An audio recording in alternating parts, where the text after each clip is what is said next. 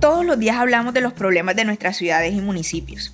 Las calles llenas de huecos, los barrios sin servicios básicos, las construcciones que parecen levantarse sin ningún orden. Pero pocas veces nos detenemos a pensar que todo esto tiene que ver con dos cosas muy importantes: la descentralización y el ordenamiento territorial. Soy Ivonne Díaz, nací en el Caribe y soy investigadora del Centro de Estudios de Justicia. En este podcast hablaremos de cómo se toman las decisiones sobre el territorio en el que vivimos. Pero no te preocupes, no vamos a llenarte de palabras que solo entienden los expertos. Este es un tema que suena complejo, pero que en realidad es muy cotidiano y nos afecta a todos y todas. Por eso esta es una conversación territorial, porque en las regiones hay gente pila, con mucho rigor y disciplina, que también quiere opinar y proponer sobre cómo crecer, cómo organizarnos y cómo garantizar que el desarrollo llegue de manera justa. Esto es Los Bolsillos de mi Tierra. Si este tema te interesa, suscríbete activando la campanita para recibir notificaciones de cada nuevo episodio.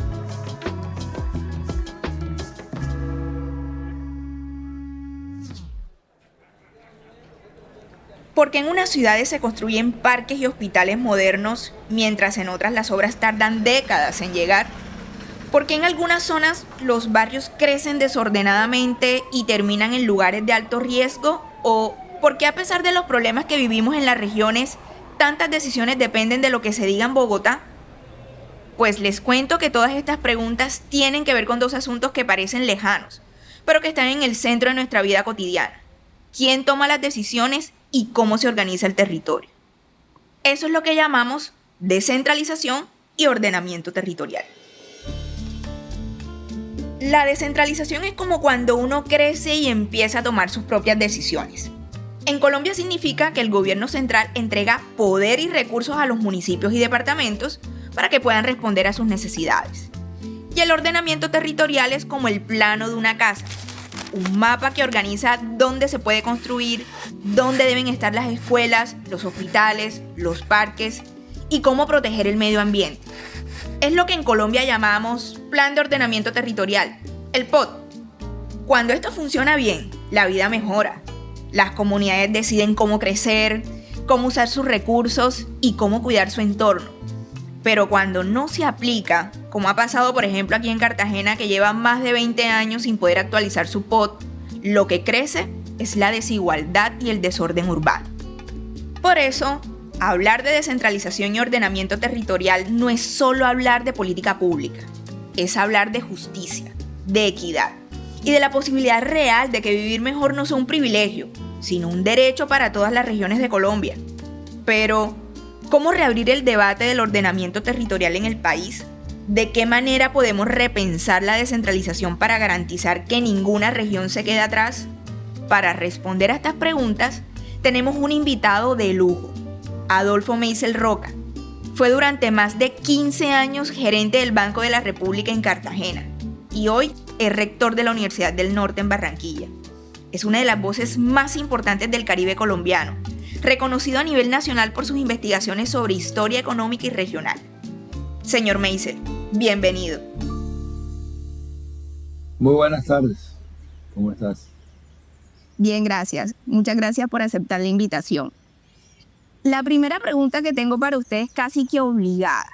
¿Somos realmente un país de regiones y subregiones? Es decir, ¿la división en departamentos refleja lo que somos en términos de geografía, cultura y sociedad? Bueno, históricamente Colombia se conformó como un país de regiones.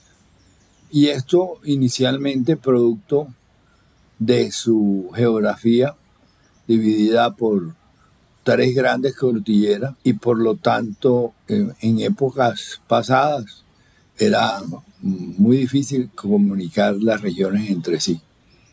Entonces eso fue llevando a la aparición de lo que el historiador económico Luis Eduardo Nieto Arteta definió como unas economías de archipiélago. De hecho, hasta comienzo del siglo XX, el eje de las comunicaciones en Colombia era el río Magdalena y las mulas. Pónganse a pensar en las dificultades para subir a las diferentes cordilleras, un objeto grande, como una maquinaria pesada.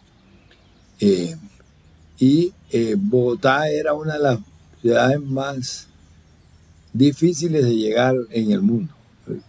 Los costos de llevar mercancía a Bogotá, que se demoraban semanas y semanas desde los puertos de Cartagena o de Santa Marta en el periodo colonial y en el siglo XIX, pues eran inmensamente largos y complicados porque había que transitar por el río Magdalena en época de que todavía la medicina no había avanzado y enfermedades endémicas en el trópico hacían sus estragos.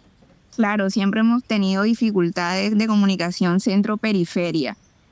Pero siempre se dice que el diseño político-administrativo del país es un enredo, también es muy burocrático, y si lo miramos con lupa, ¿cuál cree usted que son los mayores atascos de ese diseño que no deja avanzar la descentralización? Bueno, primero yo señalaría que la Constitución del 91 es una constitución municipalista. Y lo que es muy fuerte hoy en día en Colombia fiscalmente son los municipios.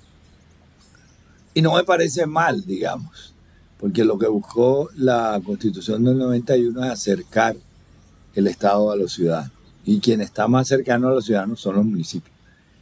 Se debilitó probablemente demasiado en términos relativos los departamentos. Y se abrió la posibilidad, que nunca se ha concretado, de hacer unos entes territoriales nuevos que son la RAP, Región Administrativa de Planificación, las regiones como entes territoriales. Pero eso pues no ha despegado aún, y yo pensaría que nunca va a despegar, lo vengo diciendo desde hace muchos años. Y porque, como señalaba Juan B. Fernández, constituyente, para crear regiones fuertes habría que eliminar los departamentos. Y porque uno no puede tener departamentos y regiones. Supongamos que creamos la región Caribe. ¿Cómo vamos a escoger el gobernador? ¿Por elección directa de los ciudadanos? Pues siempre ganarían el departamento del Atlántico y Bolívar, que son los más poblados. Y entonces departamentos escasamente poblados como San Andrés, pues no estarían interesados en participar allí. O lo hacemos de manera indirecta, sería una democracia de las minorías, cosa que sería complicado. Y otro agravante es que es un nuevo nivel de gobierno, entonces no está claro cuáles son sus funciones. Entonces yo a eso le veo pocas posibilidades. Bueno, tenemos un panorama bastante difícil y frente a tantos desafíos institucionales, ¿cuál podría ser al menos una ventana que nos posibilite descentralizar y destrabar tantas dificultades a nivel institucional? Bueno, yo creo que el vehículo obvio de la descentralización son los municipios. Entonces, que las sociedades no son tabula rasa, donde uno borra todo lo que hay y dice borrón y cuenta nueva. No, las sociedades son fruto de procesos históricos de larga duración. Eso tiene una inercia histórica muy grande. Pues yo creo que uno lo que tiene que pensar es cómo en el margen hacemos los ajustes a las instituciones que ya existen. Entonces yo pensaría que la vía de la descentralización es utilizar los departamentos y municipios. Y a las comunidades que están más apartadas, ¿qué opciones les quedan? Pensemos, por ejemplo, en Magdalena Medio, que está, digamos, es una zona que tiene una expresión cultural y geográfica que combina varios departamentos, varios municipios, pero que la forma en cómo está política y administrativamente estructurada está completamente dividida. Bueno, en el caso del Magdalena Medio, del Caribe, pues, el sur de Bolívar, el sur del Cesar, se ha hablado de las posibilidades de un nuevo departamento. Y yo ahí en ese caso, pues le vería algún sentido, le veo sentido a que se estructure un departamento para esa zona. De eso ha sido como una reclamación histórica de esos municipios, y es probable que en ese caso específico la conformación de un departamento podría ser una manera de avanzar. Claro. Y siguiendo más bien en esta misma conversación sobre el ordenamiento territorial, y si nos fijamos en cómo se organiza el territorio, ¿qué explica que unos lugares sí puedan hacer buenos planes de ordenamiento y otros no? ¿Hay alguna razón política, institucional, social o incluso técnica que haga que en algunos departamentos o municipios de alguna manera sí funcione un poco esta forma de ordenar el territorio, pero que en otros definitivamente no? Bueno, Colombia es un país profundamente desigual en sus niveles de desarrollo económico. O sea, primero pues, es un país desigual en su distribución del ingreso. Y esa mala distribución del ingreso, que es una de las peores del mundo, es la suma de una mala distribución del ingreso interpersonal, una mala distribución del ingreso entre los grupos étnicos, una mala distribución del ingreso entre los géneros, una mala distribución del ingreso entre los territorios. Y hay una coincidencia entre los niveles de desarrollo de las diferentes regiones de Colombia y el nivel de capital humano que tienen, y además de su capacidad de gestión. Entonces pongo dos ejemplos extremos. El departamento con el PIB per cápita más alto, Santander, y un departamento como el Chocó, que son casos extremos. Y ahí hay diferentes capacidades de gestión. ¿Fruto de qué? De la historia de esos departamentos. Santander, con una historia que viene de la pequeña producción artesanal, la pequeña producción campesina, es la tierra de los comuneros, de los cultivadores de tabaco, de los productores de textiles. Era la zona más próspera del virreinato en el siglo XVIII. No es una zona de grandes latifundios, no fue una zona de una esclavitud muy grande. Y el Chocó, fruto de economía minera basada en cuadrillas de esclavos, donde ni siquiera los propietarios vivían ahí, vivían en Popayán, y quienes estaban al frente de las cuadrillas eran unos empleados. Y ahí no había ni infraestructura de comunicaciones, ni infraestructura estatal. Eran simplemente campamentos que, como eran en los ríos, pues se iban mudando de acuerdo a la explotación minera. Y lo que viene después de la esclavitud es una zona que queda sin infraestructura, sin capital humano. Y eso ha tenido una inercia, pues obviamente la capacidad de gestión del gobierno local es mucho mayor en Bucaramanga, por ejemplo, que en Quibdó. Fruto de esa historia profunda, de larga duración. Ahora, ese no es el destino. ¿Y qué habría que hacer ahí para cambiar esa historia?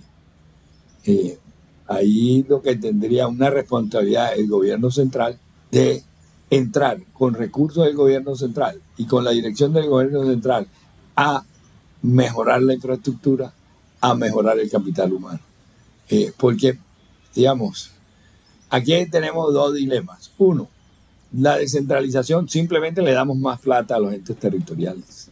Le damos recursos al uno y le damos recursos al otro. Y ahí uno sabe que quien tiene más capacidad de gestión le va a ir mejor. Y que va a haber más problemas en el que tiene menos capacidad de gestión. Por eso que digo que hay una responsabilidad del gobierno central que es más fuerte de entrar con planes específicos a solucionar ese problema para llevar el nivel en infraestructura y en capital humano a unos mínimos necesarios para un proceso de desarrollo más sostenido. Esa es la manera como han atacado ese problema países que han tenido profundas desigualdades territoriales, como Italia con el sur de Italia.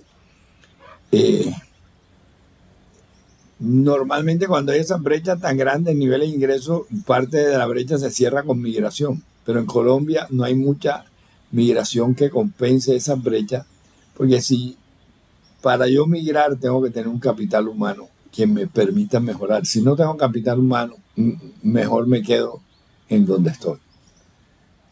¿Y qué cree usted que ha pasado, ya mirando con un poco los datos actuales y reales, teniendo en cuenta ese contraste histórico que usted menciona entre, por ejemplo, Santander y Chocó? De alguna manera ha pervivido como ese sesgo respecto a cómo se observa una zona como el Chocó respecto de otras que son menos desigual, es decir, pervive como una especie de sesgo allí que no permite que finalmente el Estado central tenga una decisión de invertir en territorios como estos.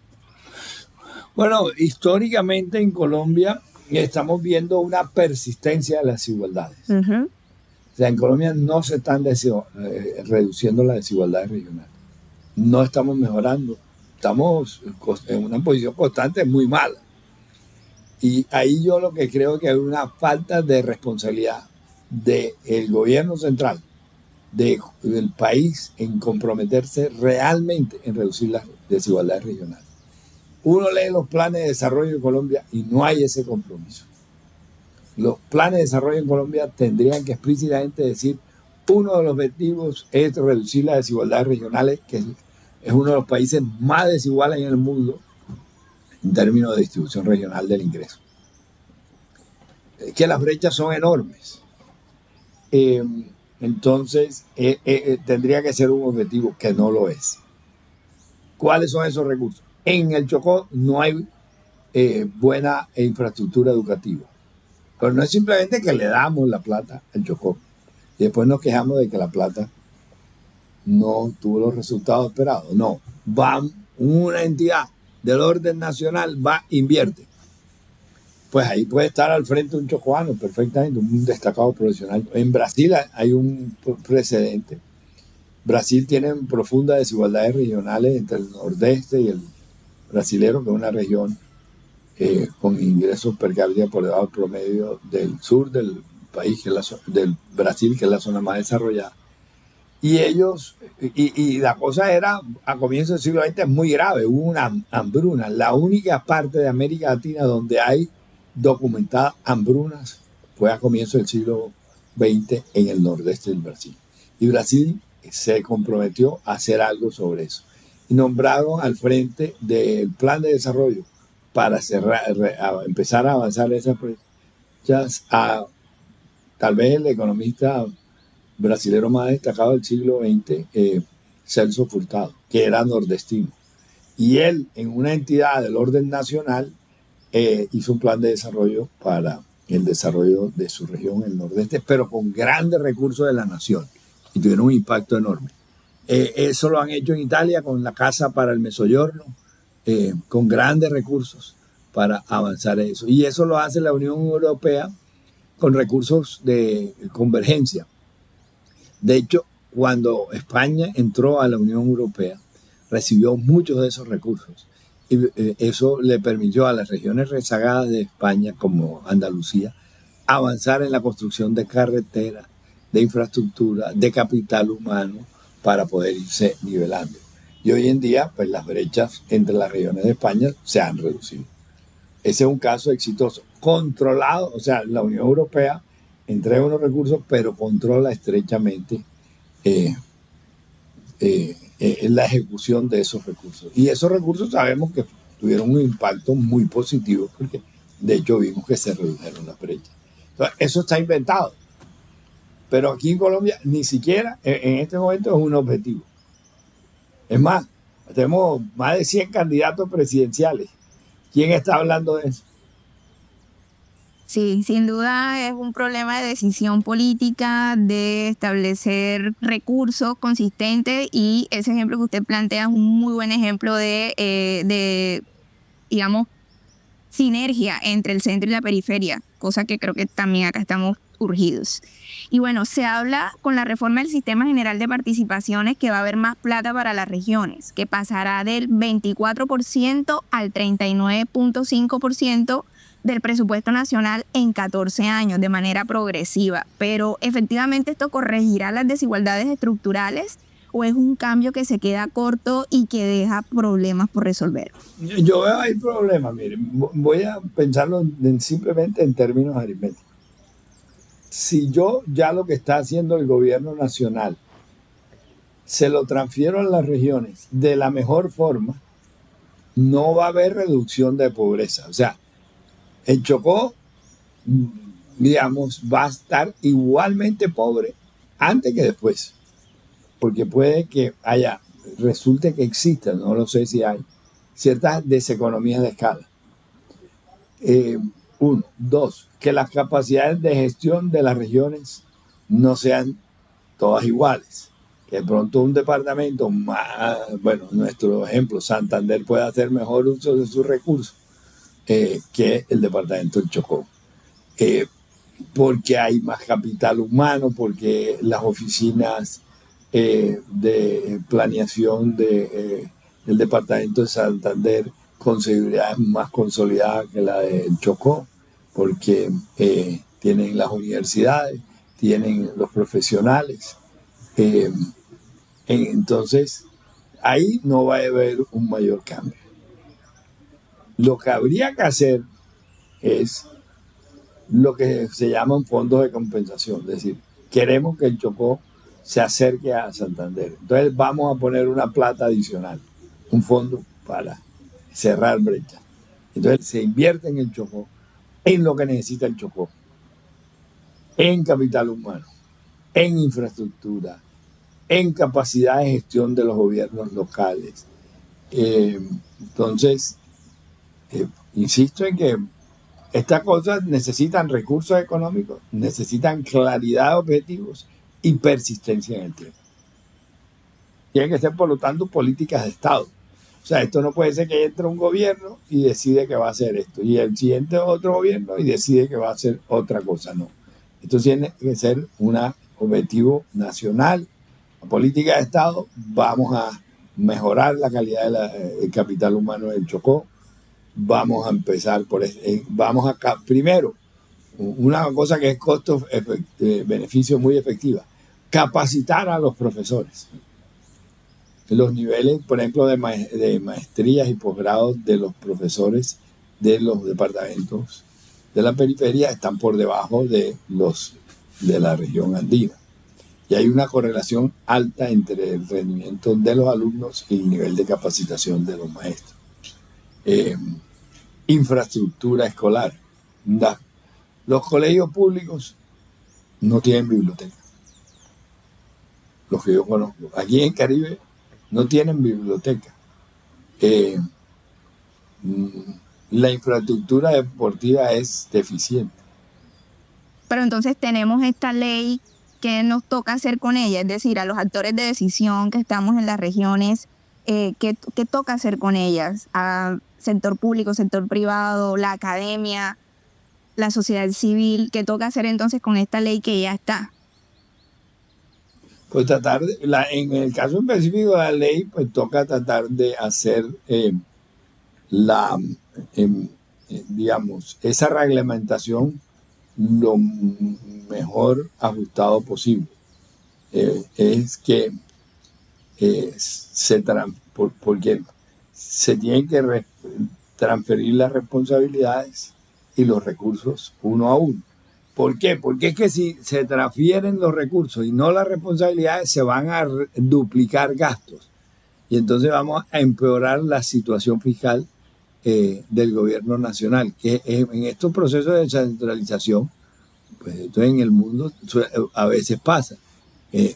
Se transfiere la responsabilidad y no se recorta en el nivel central. Y ese sí es el peor escenario, porque ahí se aumenta el gasto total sin mayor cobertura en los servicios. O sea, se aumenta la ineficiencia global del Estado. Bueno, grandes cosas para pensar y empezar pues a exigir. Y ya para cerrar, si nuestra audiencia quisiera ayudar en la descentralización, a que funcione mejor y a que las regiones tengan más voz, ¿qué pueden hacer desde su día a día o desde sus territorios?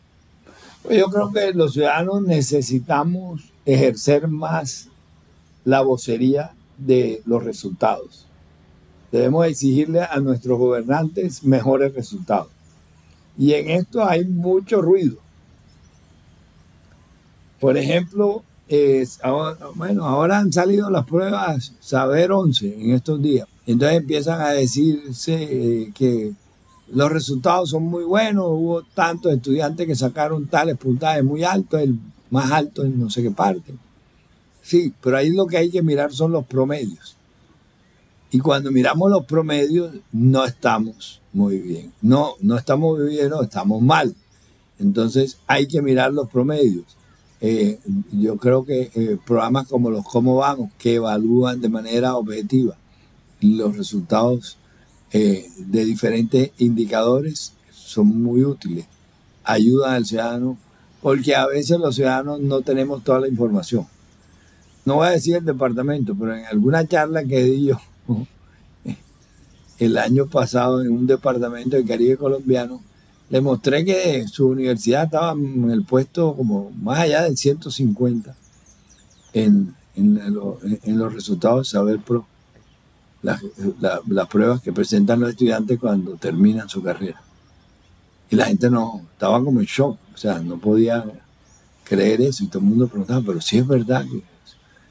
Y ahí estaban las cifras, y estaban en shock, pero nadie les había dicho eso, o sea, nadie les había dicho eso nunca, cosa que me sorprende a mí, que las cifras son públicas. Entonces, también los académicos tenemos una responsabilidad en eso, y obviamente esto no tiene nada que ver con las capacidades de la gente. Que tiene que ver con la falta. Pues yo siempre he dicho, la inteligencia se reparte democráticamente. Lo que no se reparte democráticamente son las oportunidades. Entonces, un niño muy inteligente, pero que va con hambre al colegio. En el colegio no hay libros, el profesor no tiene la mejor capacitación, el profesor no vive en el municipio y tiene ausencia reiterada. No hay agua en los baños del colegio. Y esto no tengo las estadísticas, tengo la observación de colegios que he visitado en el Caribe. En algunos que visité en el departamento del Atlántico hace unos pocos años, nos ofrecieron, como decimos nosotros, pudín, y bueno, nos los comimos con la mano y tal, y entonces tenían pues las manos sucias de merengue, y pedí para ir al baño a lavarme las manos, y en el baño no había agua. Y no era que no había agua ese día, es que nunca había agua. Me tocó ir a un patio en una pluma casi pegada al piso, y de ahí probablemente tomaban agua los niños cuando estaban en el colegio. ¿Cuánto vale una fuente de estas para tomar agua? Qué vergüenza que... Bueno, y en un colegio en Santa Marta, sector 11 de noviembre de Santa Marta, un barrio de Invasión, en el baño no había agua, porque en esa zona de Santa Marta normalmente no hay agua, y estaban limpiando el baño después del recreo, echando baldados de agua. Y alguna vez, pues, un economista especialista en educación del Banco Mundial me escuchó decir esto. Me dijo, yo tuve un jefe que me decía, cuando vaya a visitar un colegio, un país desarrollado, mira el baño, porque el colegio va a ser tan bueno como el baño. Si el baño no está bueno, ese colegio no es bueno. Tremendo. Sí, pero esa es la realidad. O sea, si no pueden tener un baño decente, pues realmente no estamos solucionando las cosas más elementales. Hay que invertir en infraestructura escolar. Pero son cosas que no se ven, y los gobernantes no tienen a veces los incentivos para hacerlo porque no se ven. Los colegios deberían ser la base de la transformación del ser humano. Bueno, señor Meisel, muchas gracias por esta conversación. Definitivamente nos quedan buenas ideas para entender mejor los retos de la descentralización en Colombia. Y a ustedes que nos escuchan, gracias por estar aquí. Me quedan 3 conclusiones.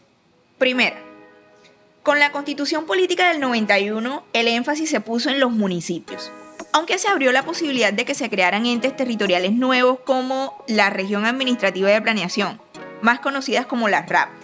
Son figuras que nunca han despegado, porque desde la misma Constitución fueron marginales, a las que además no se les asignó ninguna clase de recursos. Las sociedades no son una tabla rasa, sino que son fruto de procesos históricos de larga duración.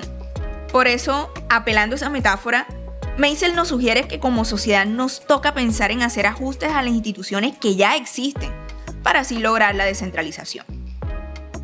Segunda, Colombia es un país profundamente desigual en su desarrollo económico, y eso se refleja en la distribución desigual de los ingresos entre las personas, entre los hombres y las mujeres, entre grupos étnicos y entre las regiones. Meisel dice que la descentralización no es solo dar más plata y ya a los entes territoriales, porque hay algunos departamentos que tienen mejores capacidades de gestión que otros. Por eso, lo que se requiere por parte del Estado central es que, primero, tenga el compromiso de disminuir la desigualdad, y segundo, que asigne recursos importantes y un plan específico, llevando infraestructura y capital humano para lograr unos mínimos de desarrollo y así empezar a cerrar las brechas. Todo eso, por supuesto, de la mano del talento regional. Tercera, como ciudadanía necesitamos ejercer la vocería y exigirle a nuestros gobernantes mejores resultados, con el énfasis de que la academia y el periodismo tienen la gran responsabilidad de mostrar la realidad de los colegios públicos. En cualquier municipio del país, los niños pueden ir con hambre al colegio, las bibliotecas pueden estar sin libros, los baños a veces no tienen agua y en ocasiones el profesor ni siquiera vive cerca. Definitivamente el ordenamiento territorial no es solamente un asunto de mapas y normas, es una herramienta para acercar derechos y hacerlo bien permite que los municipios dirijan su desarrollo y que las inversiones lleguen donde más se necesitan. Se necesita voluntad política, recursos y una ciudadanía activa. Cuando las comunidades participan en la planificación de su territorio, se fortalecen las capacidades locales y se reduce la dependencia histórica del nivel central. Por ello, hablar de ordenamiento territorial es hablar de equidad, porque ordenar el territorio es ordenar oportunidades, es darle sentido a la promesa de descentralización que aún está pendiente, porque sin justicia fiscal no hay justicia social, y porque sin recursos no hay derechos.